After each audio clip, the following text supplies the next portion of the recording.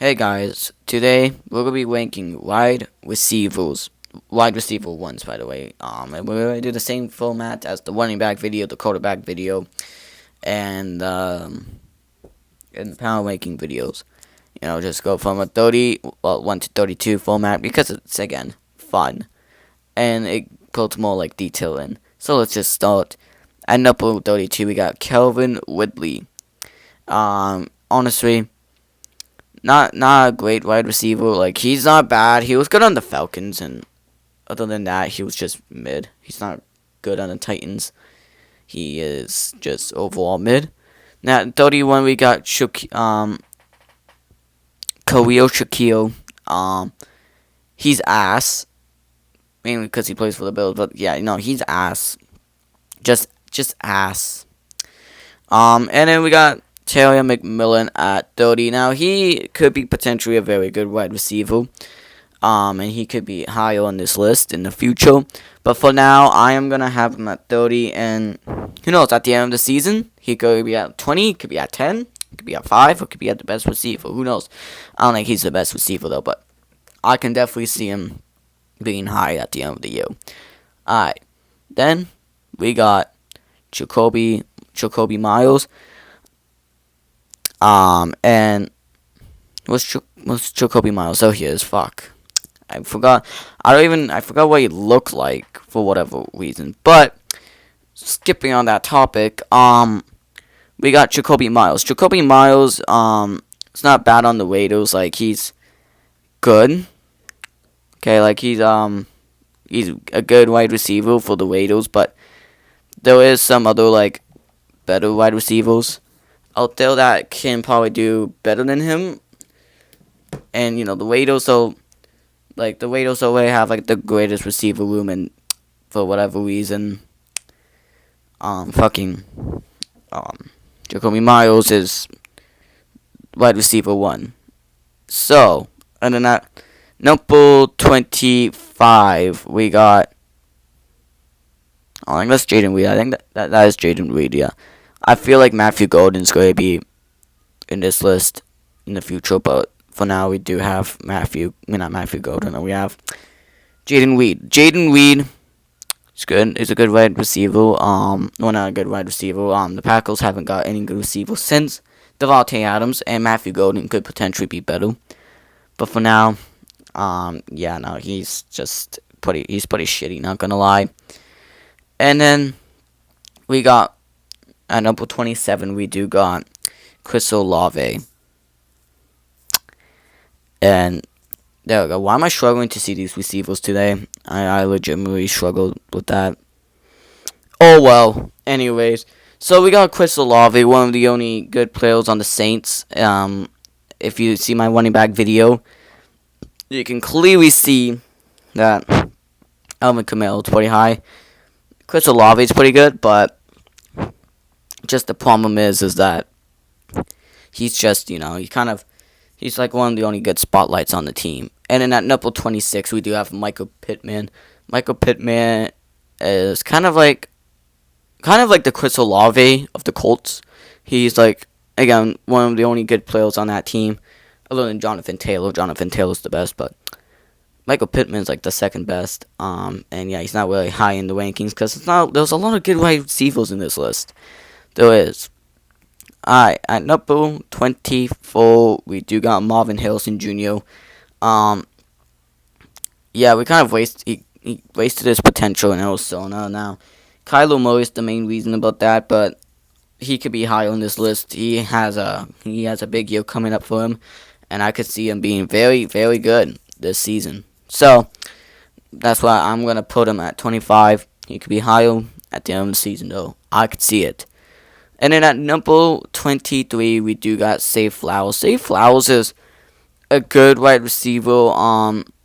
Honestly, Baltimore doesn't really have any good wide receivers. They do got a good tight end in Mark Andrews. They do have a great running back in Derrick Henry, a great quarterback in Lamar Jackson.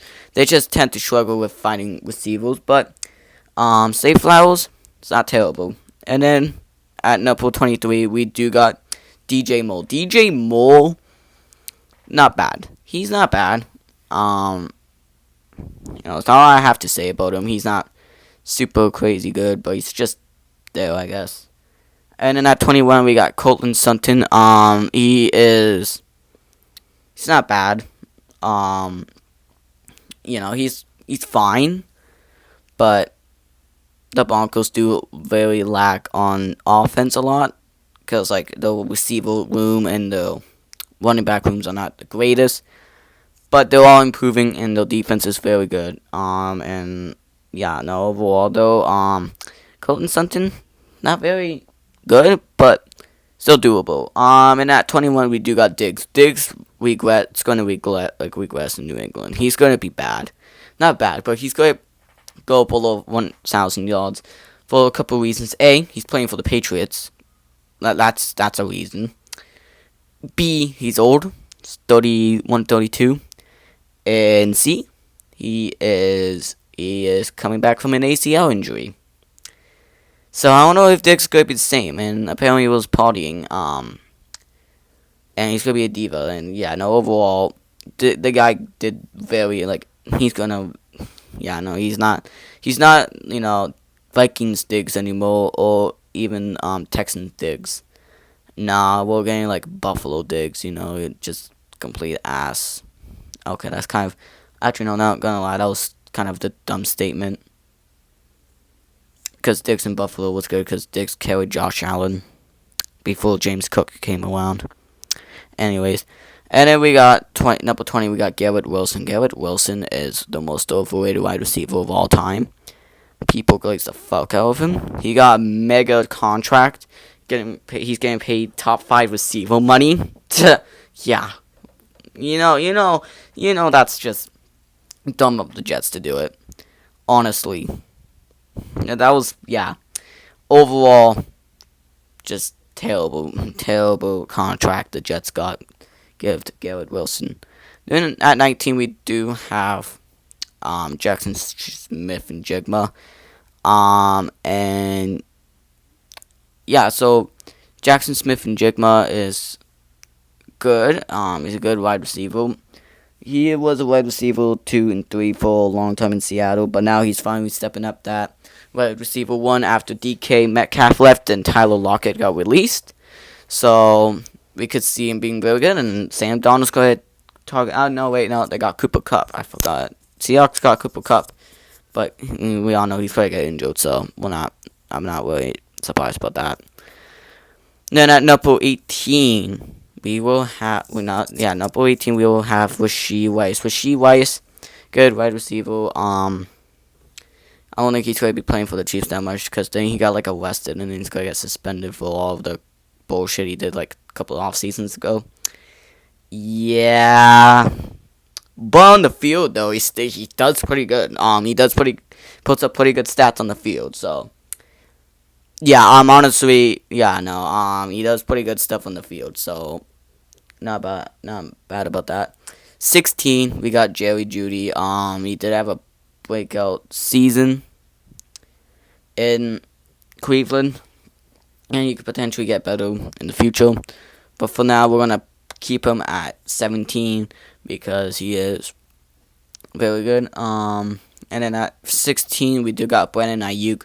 Brandon Ayuk could be higher. It's just because he is coming back from an ACL and a Achilles injury, kind of like Diggs. But the only difference is that Ayuk is still young. He's still in his 20s compared to Diggs in his 30s.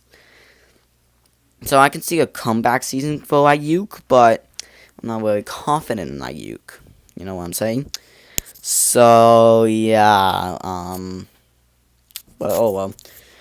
At 15, we do got DK Metcalf. DK Metcalf is a big guy, a big wide receiver, scary threat. He's very good. And overall, yeah, he's a very good wide receiver. And he's going to be pretty good in Pittsburgh. He was good in Seattle. He's going to be very good in Pittsburgh. And then at 14, we'll have Ladd McConkey. Ladd McConkey is good. He had a good rookie season with the Los Angeles Chargers, so he's going to continue to improve more and more over time. And yeah, he's going to get better and better over time. And then at number 13, we'll have Drake London. Drake London had a great season with the Atlanta Falcons last year. He's going to continue putting up very good numbers next year. I can see it with Michael Penix and Drake London. That's going to be a great duo.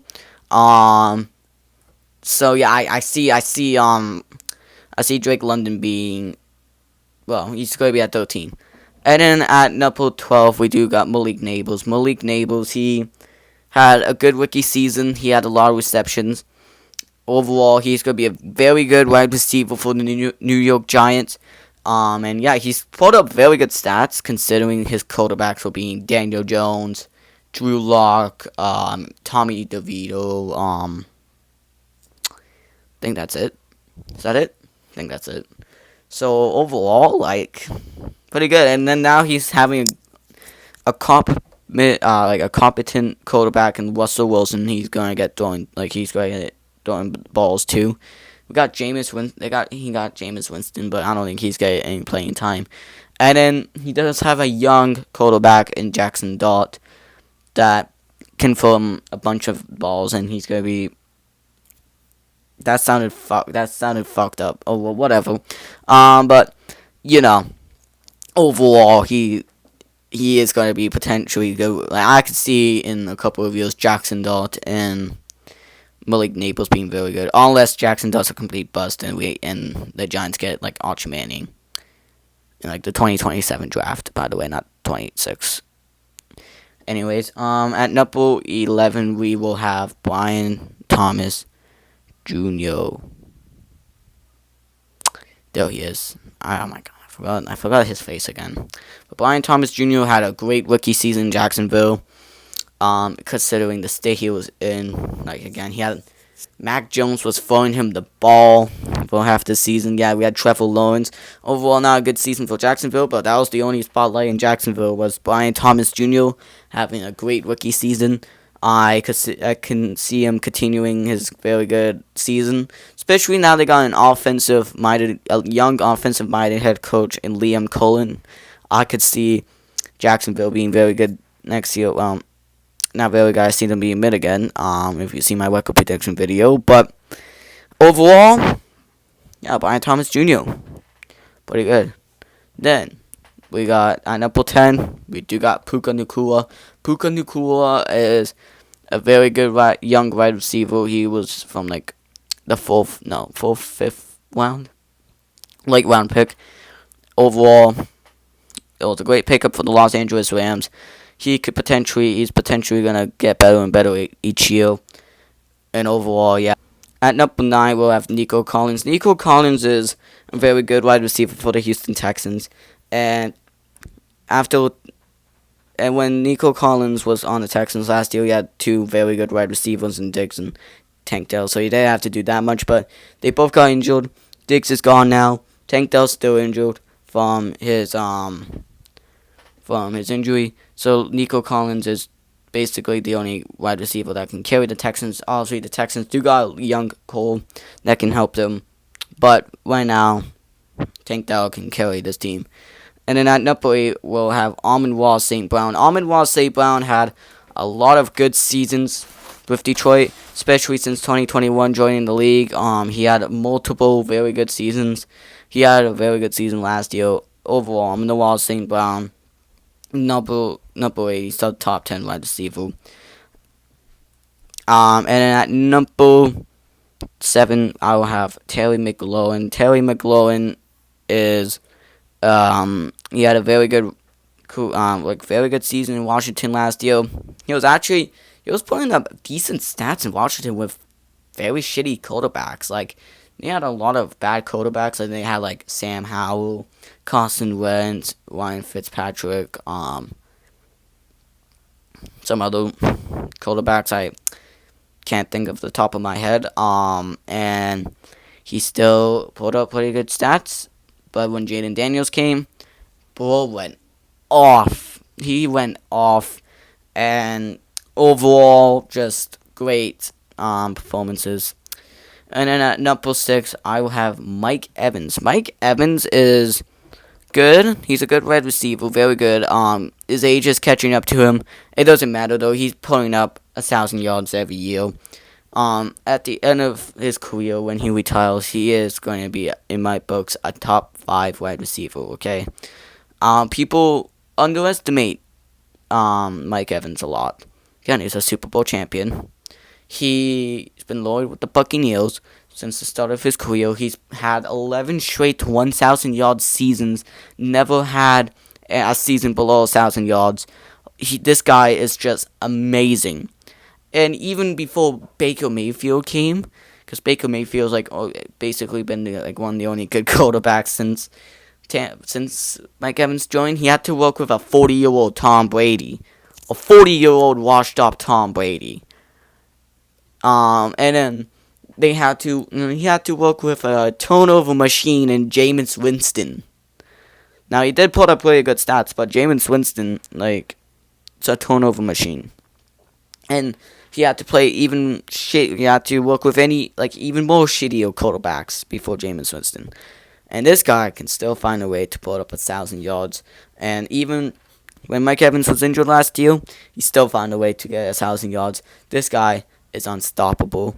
Mike Evans, very good wide receiver. And then at number 5, we got A.J. Brown. He had a great tenure in Tennessee, great tenure in Philadelphia. And since he joined the Eagles, he's just been very, very good. And overall, A.J. Brown, very good.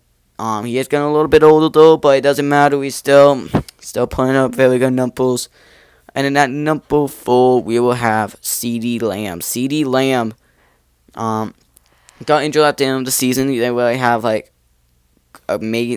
did have amazing stats, but he didn't have crazy stats. So I have to put him at number 4, but still had a great season. And then at number 3, I have to put Tyreek Hill. I hate to put him this low on the list. He deserves that number 1, but he did have a down season last year. He did. It's mainly because of Tua's injury that kind of fucked his season completely over, which kind of sucks. It does, but I see Tyreek Hill, coming back. But he also at the same time he is getting older. He just had wrist surgery, so there's the risk of him not being amazing. Who knows? But overall, Tyreek Hill still very good wide receiver. And at number 2, I will have Justin Jefferson. Okay, no, I'm just kidding. I probably have to do that. Yeah, I'm gonna do that. So Ja'Marr Chase had. Honestly, this is kind of a tight argument. There's Jefferson and then there's Chase. Okay, one is a Triple Crown winner, and he should have won Offensive Player of the Year, but Saquon had this historic 2,000-yard season. Even if the Bengals made the playoffs and won the Super Bowl, I highly doubt that Ja'Marr Chase was going to win that award, because it would have went to Saquon either way. But if Saquon did not got that 2,000-yard season, it would have went to Ja'Marr Chase. And Ja'Marr Chase had even better seasons before that too. And then we got Justin Jefferson. He is one of the best wide receivers in the league. At the end of the season though, this is probably gonna be my wide receivers list. Tyreek Hill will come back and become very good, or he's just gonna keep going down. I don't know. Who knows? Jalen Waddle will be wide receiver 1. I don't know. But Jefferson, he did put up 2 very good stats, 2022, and then he did have a bit of down season in 2023. That's because he was injured, and then now he came back. He put up very good stats. Overall, I don't know whether to put Chase or Jefferson, but I'll probably put Chase because he did put up better stats last year than Jefferson, even though Jefferson still had very good stats too. And yeah, overall, this is my wide receivers ranking. So, looking at these, pretty good. And yeah, that'll wrap up our video. So hopefully you enjoy. Like and subscribe. Then I'll see you in another video. Bye bye.